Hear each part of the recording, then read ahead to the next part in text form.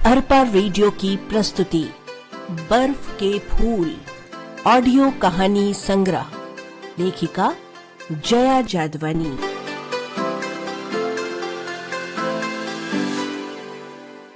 अब उठूंगी राख से। ये कहानी हमें रेडियो प्लेबैक इंडिया के सौजन्य से प्राप्त हुई। निर्माण किया है अनुराग शर्मा ने। स्वर माधवी गणपुले और रितेश खरे के।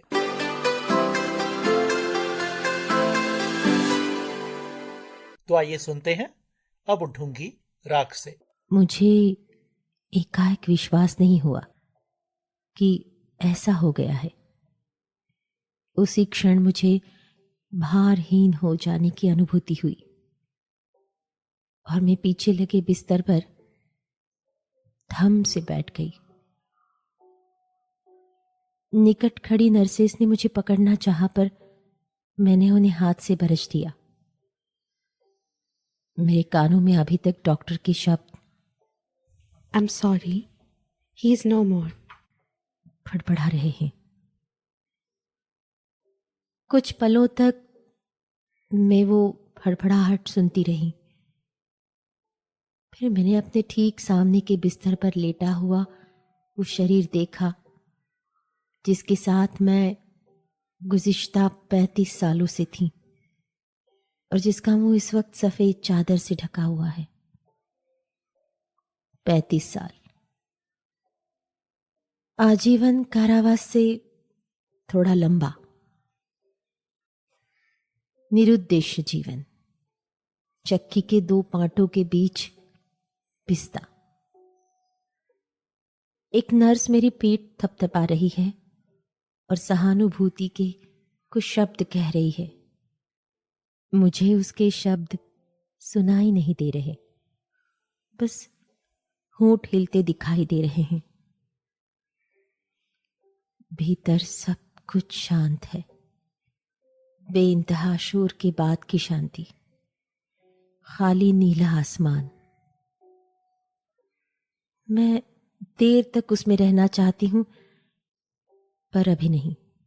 नर्सेस मुझे छोड़ आने वाली फोन कॉल्स में उलझ गई हैं। इस सब की उन्हें आदत है, हर रोज होता है ये। जीवन मृत्यु से हर रोज का साबका। कितना सोचे और क्यों। मैंने मोबाइल निकालकर बेटे को मैसेज किया, कम सून, ही इज नो मोर। लिखते हुए मेरी उंगलियां शिथिल हो गई। हमें सब कुछ समेटना है और आज ही डेड बॉडी अपने घर ले जानी है, इस पराये शहर से अपने शहर। हालांकि मैं कुछ देर चुपचाप बैठ जाना चाहती हूं, इस शांति को अपने भीतर उतरने देना चाहती हूं। कितना शोर रहा है पिछले सालों मेरे भीतर, हाँ और न का, पकड़ने और छोड़ने का, फर्ज और अपनी निजी जरूरत का, विवेक और मूर्खता का, नफरत का, विरक्ति का, भाग निकलने की छटपटाहट का, अपने आत्मसम्मान की धज्जियां उड़ते अपनी आंखों से देखने की तकलीफ का। सवाल ये नहीं कि कौन जीतता या हारता था, सवाल सतत चलते संघर्ष का था जिससे छुटकारा दूर दूर तक दिखाई नहीं देता था।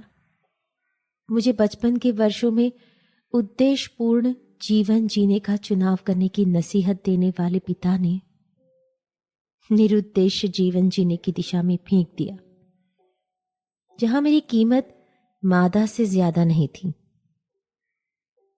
जहां मैं सिर्फ जरूरत थी, चाह नहीं। और 35,000 वर्षों तक मैं ऐसे ही चलती रही, भीतर धीरे धीरे सुलगती, खुद को राख होते देखती। नर्स ने मुझे उसी सुन्न अवस्था में बैठा देखा तो मेरा सामान समेटने में खुद जुटी। इस बीच वो निरंतर आने वाली फोन कॉल्स का जवाब भी देती जा रही थी। मत उठाओ, नहीं चाहिए। मैंने एक विरक्त नजर से अपने उस सामान को देखा जिसे ढूंढने में ही मैंने जीवन की सार्थकता खोजनी चाही थी। नर्स रुक गई। होता है, इस तरह के सदमे से लोग वक्ती विरक्त हो जाते हैं। थोड़ा सा सामान फेंक भी दो तो क्या, इन लोगों को क्या फर्क पड़ेगा जो इतने महंगे हॉस्पिटल में इलाज कराने आते हैं।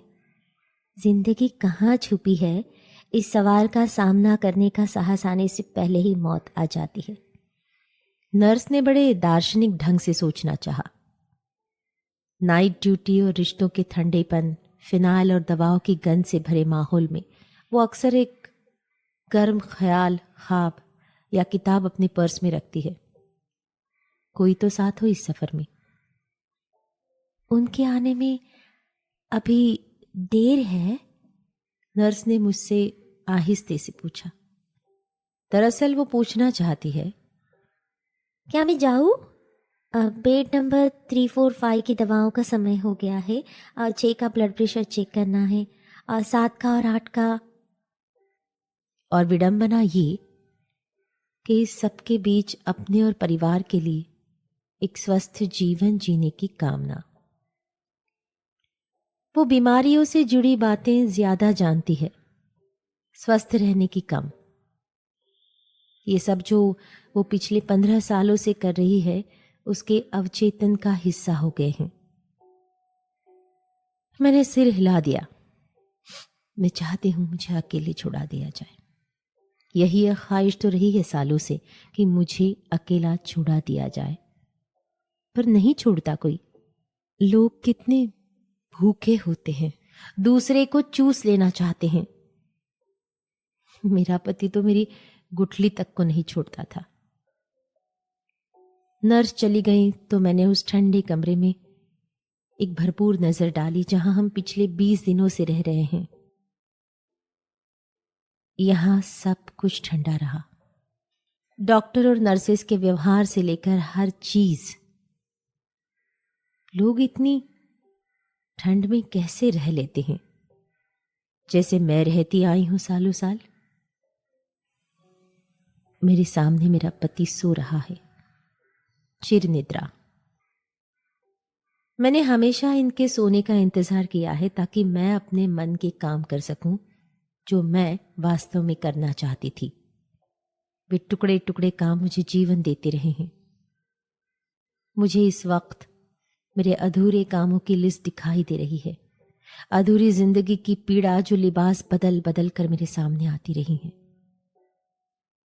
मैंने अपने सिर को झटका, उठकर खड़ी हुई, पलंग के निकट आई, चादर हटाकर उसका चेहरा देखा। सफेद चेहरा सूजकर काला हो गया है, जिस्म लकड़ी। मैं उससे वो सब कहना चाहती थी जो कभी नहीं कह सकी। जीवन भर में तुम्हारे सामने खुली किताब की तरह लटकी रही। मेरे फड़फड़ाते पन्ने मैले हो गए, फट गए। मेरी कविताएं शब्दहीन अपने स्रोत पर सूख गईं। तुमने सिर उठाकर कभी मेरा चेहरा तक नहीं देखा। मेरी मौजूदगी का तुम्हें कभी पता ही नहीं चला। मैं तुमसे नफरत करती हूं। तुमने मुझे कभी देह से ज्यादा नहीं समझा। तुम जब भी मेरे पास आए कुछ न कुछ मांगने आए। जो मैं नहीं देना चाहती थी तुमने छीन लिया। तुमने मुझसे मेरे ख्वाब छीन लिए, मेरी उड़ानें, मेरे आसमान, मेरी आकांक्षाएं। मैं अपनी काया में अकेली खड़ी थी। साबित, तुमने मुझे टुकड़े टुकड़े कर दिया। दूसरे के भीतर नफरत की फसल बोते समय ये कोई नहीं सोचता कि ये फसल आखिरकार उसे ही काटनी होगी। इन 35 सालों में तुमने मुझे समझा नहीं, देखा नहीं, सुना नहीं, कभी परवाह नहीं की। मैं भरपूर नफरत से उसे देखती रही, जिसकी यात्रा मात्र एक भूख से दूसरी भूख तक होती रही, जिसके लिए दूसरे की उपयोगिता मात्र इतनी है कि वो इतना उसके काम आ सकता है। अब मैंने अपने भीतर झांका। क्या है वहां? स्मृतियों, कुंठाओं, तनाव, नफरतों, किस्म किस्म के दुखों का अंबार, छटपटाहट, हताशा, गुजर चुके को न पकड़ सकने की विवशता का जानलेवा एहसास। हम उन लम्हों के साथ नहीं रहना चाहते जो जी रहे हैं। हम उन लम्हों के साथ रहना चाहते हैं जो नहीं जी सके। मेरे उड़के दरवाजे के पीछे वे लम्हे कतार में खड़े हैं। मैंने अपना दरवाजा कस कर बंद कर लिया। अचानक उड़के दरवाजे को धकेलते मेरे दोनों बेटे आ गए। उन दोनों ने मुझे बाहों में भरा और रोने लगे। पुरुष जब रोता है तो एक अजीब एहसास होता है, छाती फोड़ने वाला एहसास।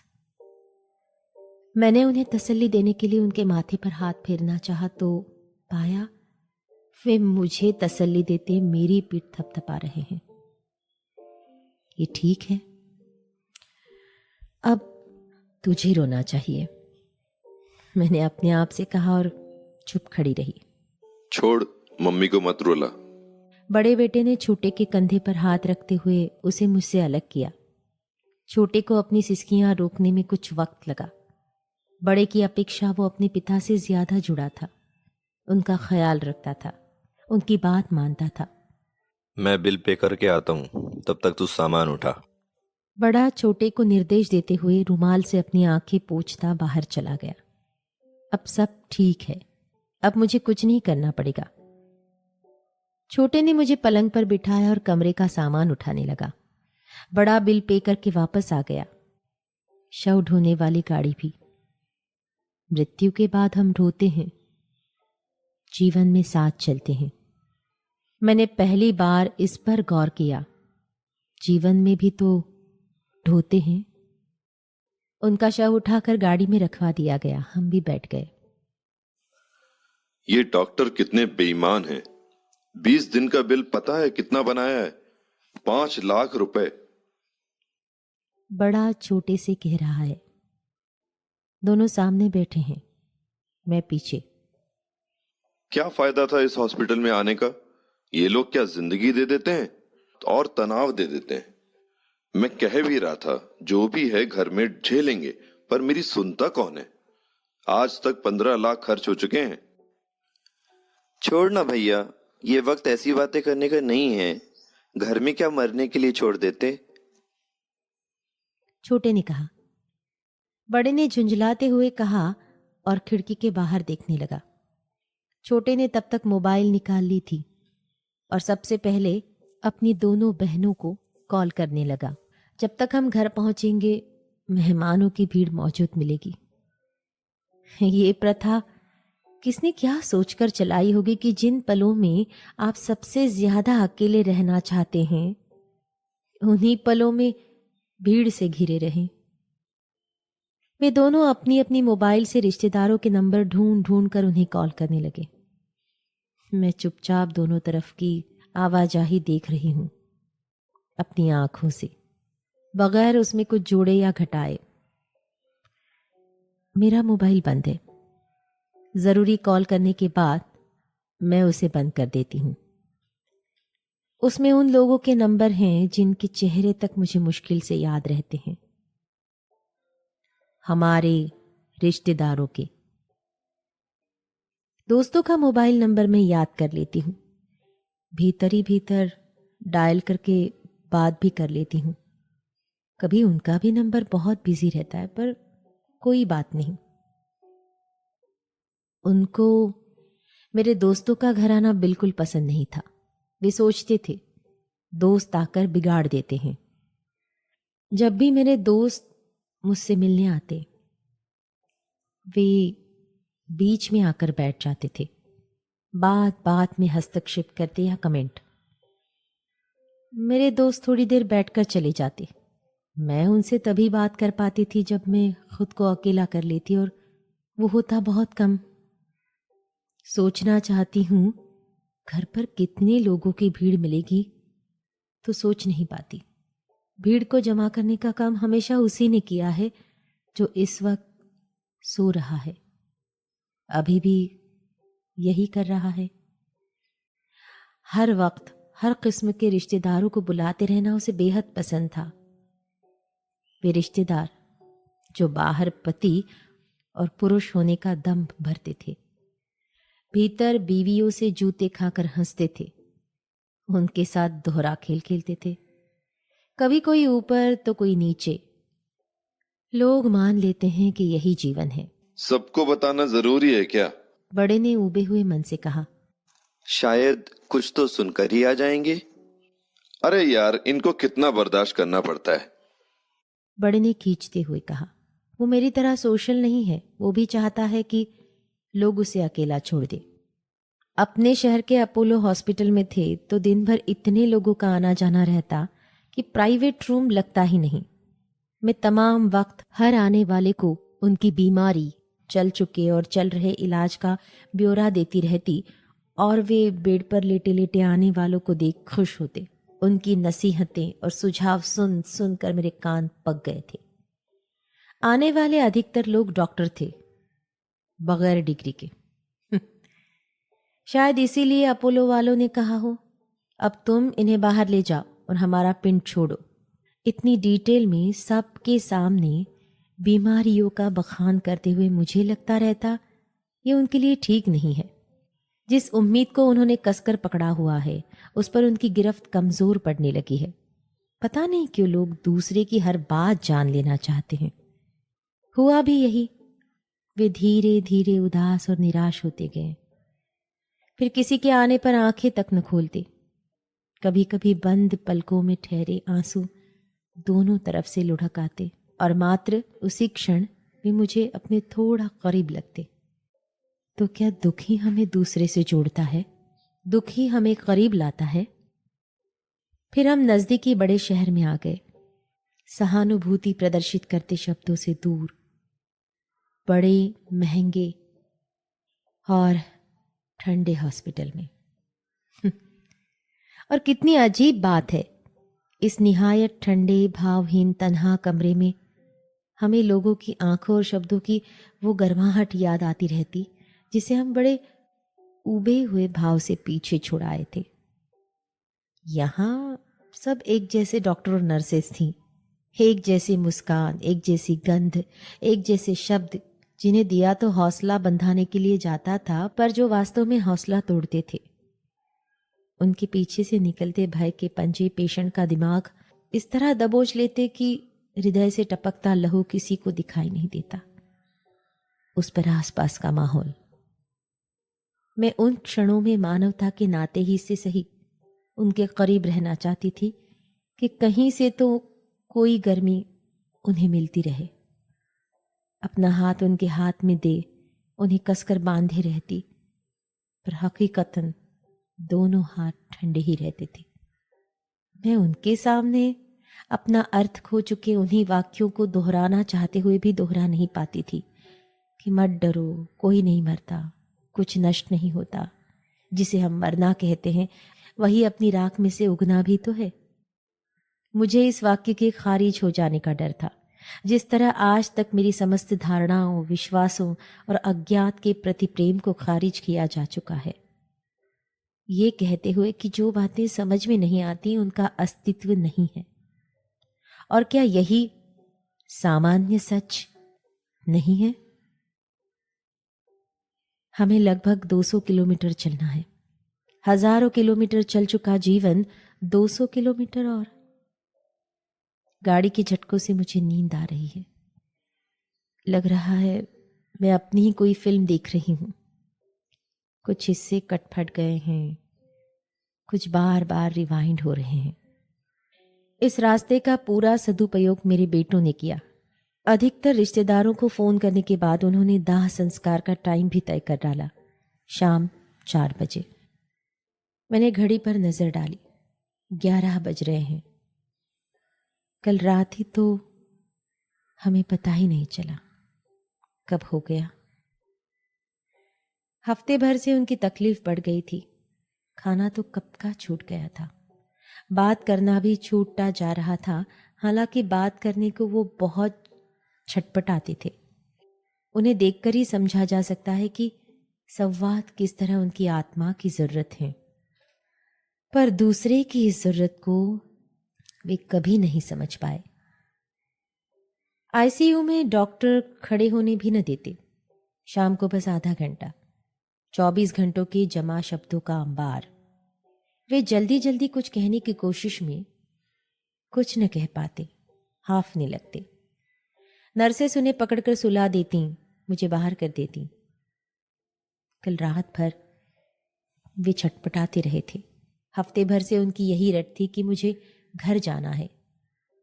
अलस सुबह उन्हें सांस लेने में तकलीफ होने लगी। फिर जाने कब मैं बाहर सो रही थी, कुछ पता ही नहीं चला। जब तक नर्स आई बताने सब कुछ खत्म हो चुका था। क्या कहना चाहते रहे होंगे वे, मैं नहीं सोचना चाहती। मैं उनके शब्दों से चोटिल थी। मैंने उन्हें सुनना तो कब से बंद कर दिया था, पर घाव, कितनी भी मरहम की परतें चढ़ा लो, कोई घाव नहीं भरता। वो और गहरा होता जाता है। शरीर से गायब होता है तो मन में उतर जाता है। घर नजदीक आ रहा है। घर के सामने खड़ी गाड़ियों की कतारें देखकर ही मैं समझ गई, काफी लोग आ गए हैं और ये सिलसिला चलता रहेगा। हमारी गाड़ी के रुकते ही हम लोगों से घिर गए। शव को और मुझे नीचे उतारने में सबने मदद की। मैं किसी की आंखों में देखे बगैर आगे बढ़ी ही थी कि मेरी दोनों बेटियां, माँ, माँ ये क्या हो गया? पापा को कहाँ छोड़ आई? कहते हुए मुझसे लिपटकर जोर जोर से रोने लगी। मैंने दोनों को अपनी बाहों में समेटा और चुप कराने की नाकामयाब कोशिश करने लगी। फिर जैसे तैसे हम ऊपर आए। नीचे की मंजिल मेहमानों से भर चुकी है। सोफे हटाए जा चुके हैं।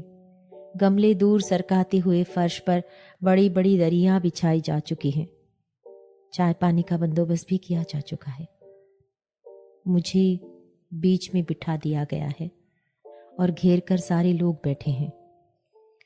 वे हॉस्पिटल की एक एक बात जान लेना चाहते हैं और उन्हें बताने को मेरे पास कुछ नहीं है। फिर भी मैंने थके हुए भाव से उन्हें 2-4 बातें बताई और दीवार से टिकते हुए अपनी आंखें बंद कर ली। मेरे चेहरे पर किसी ने थकान देखी होगी। एक कंबल और एक तकिया लाकर मुझे वहीं लिटा दिया गया। मैं ये कुछ घंटे खामोशी से गुजार देना चाहती थी। वे मुझे बाहर खींचना चाहते होंगे और मैं अपने भीतर रहना चाहती थी। मैं इस वक्त जिस मोड़ पर खड़ी थी, मेरे सामने 2 रास्ते थे। एक वो जिसे मैंने घिसटते पार किया था, दूसरा ये जिसे मैं अपने पैरों पर चल के पार करना चाहती हूं। कौन है मेरे साथ? कोई नहीं। उसने मुझे ऐसी जगह ले जाकर छोड़ा है जहां से आगे के रास्ते भी मैं नहीं पहचानती। पर मैं चलूंगी बगैर किसी सहारे के। कैसा होता है वो चलना जहां कमर में सिर्फ आपका अपना हाथ हो। मैंने सख्ती से अपनी उंगली पकड़ रखी है। नहीं, खोना नहीं, रोना तो बिल्कुल नहीं, बस होना। उनका शव ऊपर लाया गया और पहले से बनाई जगह पर रख दिया गया। सिरहाने एक दिया जला दिया गया। उनके आते ही रुदन की आवाजें आने लगीं। सबसे तेज मेरी बेटियों की आवाजें हैं जो अपने पापा को पुकार रही हैं। पुकारे जो न कहीं से आती हैं न कहीं पहुंचती हैं। वे हमेशा मध्य में रहती हैं। आंसुओं की मानिंद पारदर्शी, कांपती, अपनी जगह तलाशती। समय सरक रहा है। आवाजें काफी कम। शायद चाय पानी पिलाया जा रहा है। लोग वापस लौटने लगे हैं अपनी दुनियाओं में। घर गृहस्थी, बच्चों, पति और शॉपिंग की बातें। सिर्फ किसी किसी के आने से ही रुदन तेज होता है। जरा सी देर बिना आंख खोले उनकी आवाजें सुनती हूं। जानती हूं वे हमारे नहीं, अपने दुखों के लिए रो रहे हैं। दुख की शक्ल हमेशा एक सी होती है, सिर्फ भय के पंजे अलग अलग शक्ल के होते हैं। कोई आकर मुझे चाय और पानी पिला देता है। अब मुझे बैठा दिया गया है।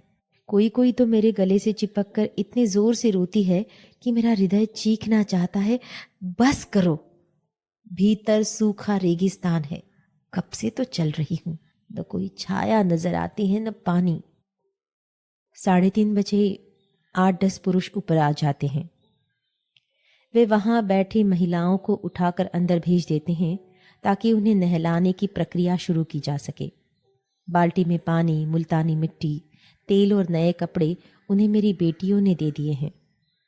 सारी महिलाएं अंदर कमरों में चली गईं। शव को घेरे सब खड़े हैं। अब वे जाने को तैयार हैं।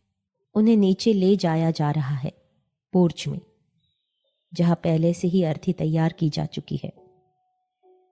बेटियां उनके सिर के पास और बेटे उनके पैरों के पास बैठकर थोड़ी देर रोते हैं। फिर वे दूसरे कामों में व्यस्त हो जाते हैं।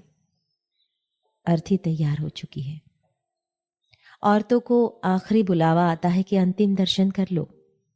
सारी महिलाएं नीचे उतरती हैं, मुझे भी साथ लेती हुई।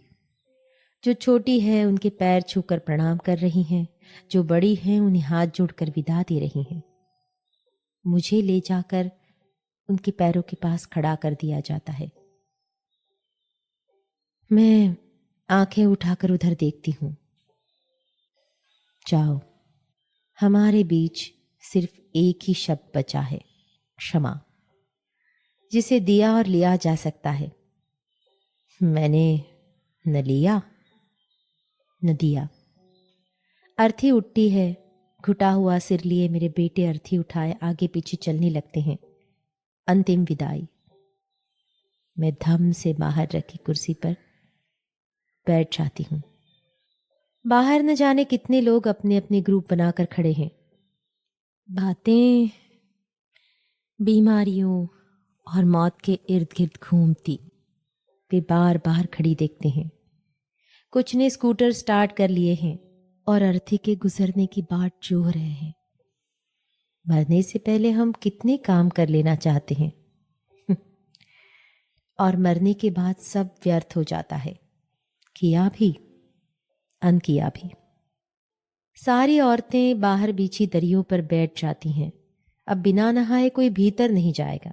पहले ऊपर की सफाई होगी, जहां वे लेटे थे उस जगह तुलसी का पौधा रखा जाएगा। फिर नीचे बैठी तमाम औरतें बाहर लगे नल पर हाथ मुंह धोकर अंदर प्रवेश करेंगी। सबसे पहले मुझे ले जाकर नल के सामने खड़ा कर दिया जाता है और पाइप मेरे सिर पर है। मुझे लगा मेरे शरीर पर इतना नीला जहर चढ़ चुका है कि अगर किसी संकल्प से मैंने इसे धोया तो समूची धरती नीली हो जाएगी। पानी मेरे कपड़ों और जिस्म पर पड़ पड़ नीचे गिरता रहा, मिट्टी में। किस पानी से धोऊंगी इस देह को कि पूरी शुद्ध हो जाऊंगी, अपनी जैसी। मुझे नहलाकर गीले कपड़ों सहित अंदर भेजा जाता है। मैं ऊपर आकर बाथरूम में घुस जाती हूँ। अब इसी तरह बाहर खड़ी सारी औरतें पहले आधा फिर पूरा नहाएंगी। मेरे जिस्म पर लाइट कलर के कपड़े हैं। मेरे बाथरूम का दरवाज़ा खटखटाकर मेरी बेटी ने मुझे दिए हैं। ये कपड़े उसे मेरे वार्डरोब से मिले भी मुश्किल से होंगे। मैंने हमेशा डार्क कलर पसंद किए हैं, जिसमें कुछ न दिखे। वो मुझसे बात करने के अवसर ढूंढ रही है। मैं उसे कोई अवसर नहीं देना चाहती। मैं फिर उन्हीं औरतों के मध्य आकर बैठ जाती हूँ जिनका ध्यान अब सिर्फ अपनी बातों की तरफ है। औरतें ही शब्दों की जननी हैं। वे हमेशा विश्लेषण ही करती हैं, चले गए के किए हुए या सुने हुए कामों का विश्लेषण। कोई जब मर जाता है लोग कितना झूठ बोलते हैं। हालांकि कायरों के लिए यही एक टाइम होता है सच बोलने का। अब कोई तुम पर हमला नहीं कर सकता, पर न जाने क्यों मौत को वे महिमा मंडित करते हैं। औरतें एक दूसरे से शिकायत कर रही हैं कि अब तो मिलना सिर्फ किसी के जन्म लेने, शादी करने और मरने तक ही सीमित हो गया है। कोई काम नहीं है, फिर भी फुर्सतें नहीं हैं। इनकी दुनियाएं कितनी छोटी हैं, जिन्हें खींच खाक कर वे बड़ा करना चाहती हैं, च्युइंग गम की तरह। जैसे ही बड़ा होता है फट जाता है। मुक्तिधाम से पुरुष वापस आ गए हैं। नहाने धोने के बाद वे पंक्ति बनाकर खाने के लिए बैठ जाते हैं। सब दिन भर के भूखे हैं। शव जब तक घर में हूं, चूल्हा नहीं जलता। चाय भी दूसरों के घरों से आती है। बर्तनों की खड़खड़ाहट होती है। सबके सामने स्टील की थालियां और कटोरियां। आज लगभग मोहल्ले के सभी घरों से खाना आया होगा। किस्म किस्म की सब्जियां, रोटियां, दाल, चावल, अचार वगैरह वगैरह। खाना देखते ही सबके चेहरे पर रौनक आ जाती है।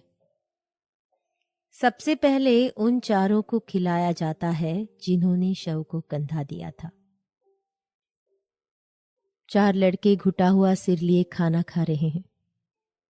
इसके बाद दूसरे समस्त पुरुषों को खाना परसा जाता है। मैं मन ही मन उन सारे घरों का आभार व्यक्त करती हूं जिन्होंने इतनी मेहनत से हमारे घर डब्बे भर भर खाना भेजा है। हालांकि ये प्रथा मुझे कभी समझ में नहीं आती। समझ में तो खैर बहुत कुछ नहीं आता। पुरुषों का खाना निपटने के बाद औरतों को बिठाया जाता है। इतने सारे लोग, 10 कमरों वाले बंगले में पैर रखने की जगह नहीं है। शारीरिक आवश्यकताएं कभी पीछा नहीं छोड़ती। सबको सब कुछ चाहिए। खाना खाने के बाद लोग अपने घरों की ओर लौट रहे हैं। आखिरी में बस रिश्तेदार ही बच गए हैं जो अलग अलग कमरों में जाकर लेट गए हैं। मैं भी अपने कमरे में आ गई हूं। 13 दिन घर भरा रहेगा।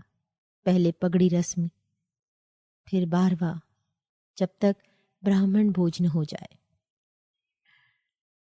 मैंने अपने कमरे का दरवाजा अंदर से बंद कर अपना वार्डरोब खोला। सारे रुपए, सारा सोना, जमीनों के कागजात सब बाहर निकाले। मैंने हिसाब लगाया। काफी रकम थी।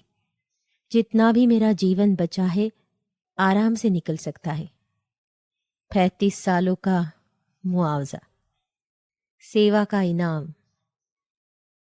मैंने कभी कुछ नहीं कमाया, पर मेरे पास हमेशा खूब रहा। मेरे सामने मेरी ड्रेसिंग टेबल के साथ आईना है। आदमकद। मैंने खुद को देखा, अपने लिबास को। पलंग पर बिछी वे सारी चीजें रखी हैं जिन्हें मैंने थोड़ी देर पहले निकाला है, और वे भी जो मेरी नजर बचाकर मेरे भीतर से निकलकर बाहर आ गई हैं। डर, कुंठा, नफरत, सेक्स, जंग, दुस्वप्नों का ढेर और न जाने क्या क्या। शादी कोई बुरा सौदा नहीं है अगर हम अपने कमबख्त आत्म को दूर तक खदेड़ाएं या गला दबा के मार दें। और दुनिया की समस्त बेवकूफ औरतों को शादी जरूर करनी चाहिए जैसे मैंने की। अचानक मुझे हंसी आ गई। मैं जोर जोर से हंस रही हूं। आप सुन रहे हैं रेडियो अर्पा।